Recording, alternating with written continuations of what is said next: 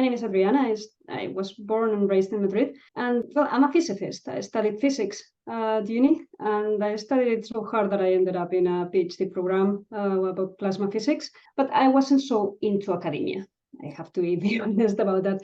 One thing I realized while I was working at the uni and at research was that I really enjoyed the whole part of analyzing stuff and writing small scripts to pick up data and move it around, send it somewhere. So I started suspecting that what I liked was coding at some level. Started watching YouTube and taking small trainings about coding and stuff, and started making a career about it. Since I was a teenager, I've never been afraid of opening a computer and seeing what was inside, touching everything, reassembling it again. I've built a lot of computers on my own. I've always liked working with tech. It has always come very natural. I've never been afraid of it. I've never been afraid of breaking anything, or there was always a way to fix things. After I finalized university, I realized that what I really liked was building things that were useful, building things that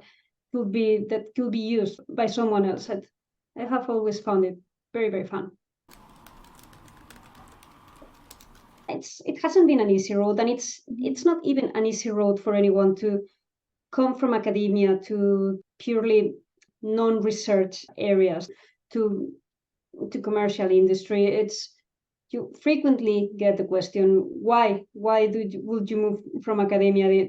They are frequently suspicious that you are going to want to go back to it the moment that you're able to do so. It doesn't matter how many times you tell them it wasn't for you. But of course, also as a woman, I've had it different. At least had some not so random comments when I was at uni, like, well, you're a girl, it's going to take you a little bit longer, like study.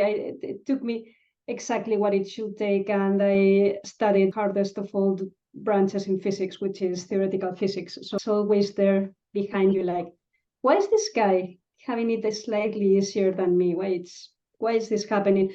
And then, of course, when I moved to tech and to code development, software development, which is basically what I do. When I talk with my male peers, recruiting processes seem to be so much quicker for them. So many questions that I have that I'm asked so often, they don't seem to have it. Like, people seem to be much more doubtful about me than in any other cases, and I find myself constantly having to prove myself to everyone, like, well, I'm as good as the next guy. And my favorite moments probably are mostly in the company that I'm currently working in. I joined this company when it was very, very small. Or one of the main reasons that made me join this company was that when I had my technical interview with them, there were two women in that interview, which was like, whoa, this had never happened to me in my life. That was something. I think that my greatest highlight was taking that product that was mocked and did actually nothing, and build it, make it do what it was meant to do, and building a team for it, starting screening new developers to join the company, meeting them one by one, evaluating who was going to be a good profile for it, and doing it on my own. I had never been given so much room to grow, both at the code development level and at the team management level. It reached a point where I was organically appointed as a tech lead for that team, because it made sense. I had onboarded almost everyone who had arrived. I had developed some of the most critical parts of the backend, especially. It has been an immense source of satisfaction for me. At the beginning of this year, I heard of this program, Technovation Girls. It's an international initiative that encourages girls to solve problems with technology. There is like this contest. They present their solution among other girls, among adults. Then they can go to international versions of the contest, all that. I was given the opportunity to mentor a group of 4 girls between the ages of 9 and 12 years old, to guide them through the process of identifying a problem and designing a whole technological solution to solve it and present it to the world. It was fun. That's something you want to continue to do as your career progresses? Exactly. Right now, the new term is starting and a new competition of Technovation girls is starting. So this year I'm trying to create at least a first group in the town where I live. I live in the suburbs of Madrid. It's a place with a lot of families and small kids, so it makes a lot of sense to have it running here as well. I've been reading a lot lately, while preparing the project for the council. In fact, all those dreadful numbers of how girls' interest keeps dying as they reach puberty and teenage.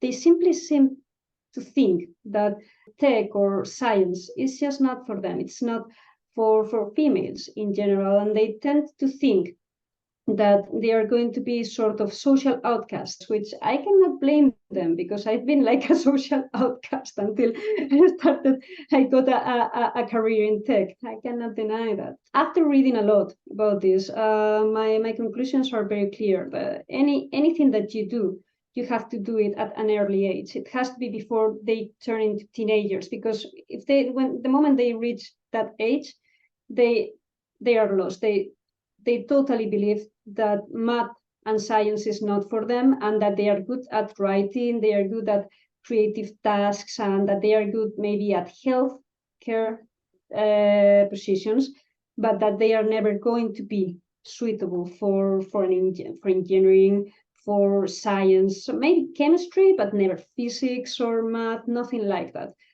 So for me, the only way to inspire is by example. By making very clear, by providing very clear positive role models near them, like proving that you can be a woman, that you can have a career in science, a career in tech, and that you are not a social outcast, that quite the opposite, that you can have a very that these sort of careers can be very profitable, and that they can provide a lot of stability for one's life. But for me, example is the most reliable way to show them that it's possible. Also showing them passion, showing them how great it feels when you build something on your own. For me, that's another important part of the deal. Yeah, it happens at all levels. For instance, when I first decided to pursue a scientific career, my dad told me, I expected you to do something more womanly, like history or law. Like, I mean, I have nothing against history or law, don't get me wrong, but I don't know why so many generations have simply assumed that there were things suitable for women and there were things suitable for men. Definitely it will have. Definitely, no doubt of it. I was a young girl with a passion for computers and video games, and I had some friends, male friends at high school, that shared that passion, but we knew nothing. We tried to dismember computers, and we didn't know what we were doing. No one knew anything about programming. We didn't, that time, I'm almost 40 years old. At that time, YouTube didn't even exist. There wasn't an easy way to learn to code. There wasn't coding by blogs. There was nothing. I mean, if you wanted to learn to code, you had to buy a book this size to learn C+ or something like that. So it was a very frightening. If I had had access to this sort of encouragement, things would have been different. Probably I wouldn't have studied physics. I probably would have enrolled in an engineering, which I didn't do because I thought it was going to be a very hostile environment. Physics wasn't very friendly neither. During the Technovation Challenge, at the end of the process, the students have to record some videos to present the project to the judges, and they have to record a video explaining the most technical details. In the team, originally there were 4 girls, but it ended up being 3 girls, and they had very different interests, and it was pretty difficult to put them to work together to find tasks that they could do. But there was this super lucky moment when I realized, okay, I have to arrange them like in a real tech team. So we took the youngest, who was very keen on drawing and putting colors and stuff, and we told her, okay, you are our user experience designer. You're from now on, you're going to be in charge of making this app look and feel interesting. So you're in charge of everything that is related to design. There was another girl who was only half with her, and we told her, okay, you're the front end developer. You're in charge of that, making all the things that the designer creates look and feel that way. And then there was this girl who was really, really interested into coding, and we made her the backend developer. She was in charge of the database and of the logics that connected all the flows. The moment when they saw that they had clear roles and that they had clear tasks that they could fulfill, it was super satisfying, because they started doing, they kept repeating the names that they had been given. It was very, very fun. In the end, the girl that was backend developer was the one tasked with recording the technical video, and she was so amazing at explaining. And it was a video of a 10-year-old girl explaining how we had turned a Google spreadsheet into a database, which was like, oh my God, it was so satisfying. Oh. Enforce it.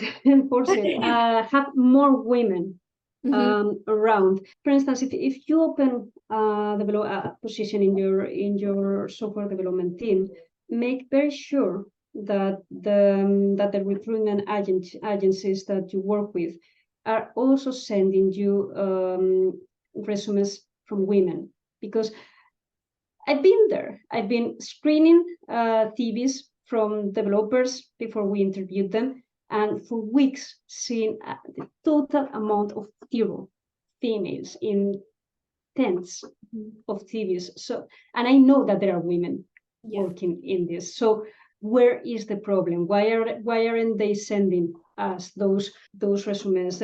We have to be demanding all the time. We have to force ourselves all the time.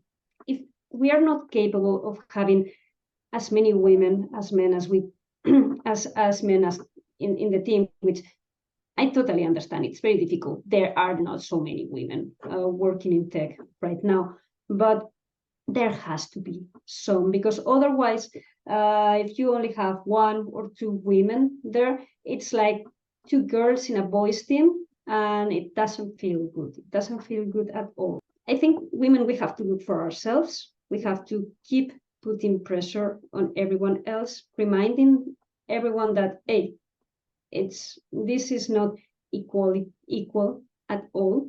This is still a work in progress, and we're working towards it, and it's great, but it's still a work in progress. And this is a work that we have to do on a daily basis.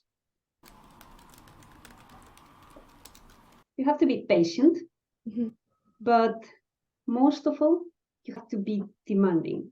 You have to be, you cannot think less of yourself, because you're going to find a lot of people who's going to think less of yourself, and you cannot let that undermine you, because it is very damaging. It puts you in a position where you doubt yourself all the time, and it's not fair, but you have to be very strong and constantly remind yourself that it's not you, and that some of the things that you hear about yourself are not completely true, that there is a constant bias.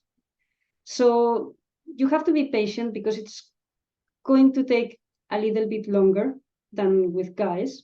And it's not because of you. It's because people is going to think less of most of us when we apply for a job, or when we request a promotion, something like that. They are going to think 2 or 3 times more than if we were men.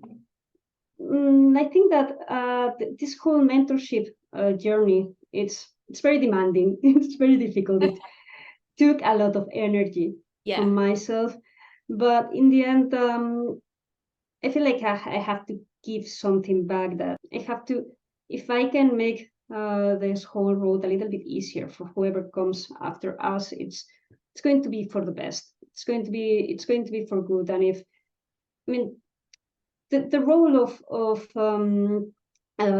projects or initiatives like Technovation, it's not making every single one of those girls a future engineer or a future software developer or a future physicist. That's not the role. I mean, apparently the numbers tell that girls who enroll in that sort of programs end up choosing science or technological studies for their higher education. But it's more about bringing interest, that trying to spark, to light a spark of interest.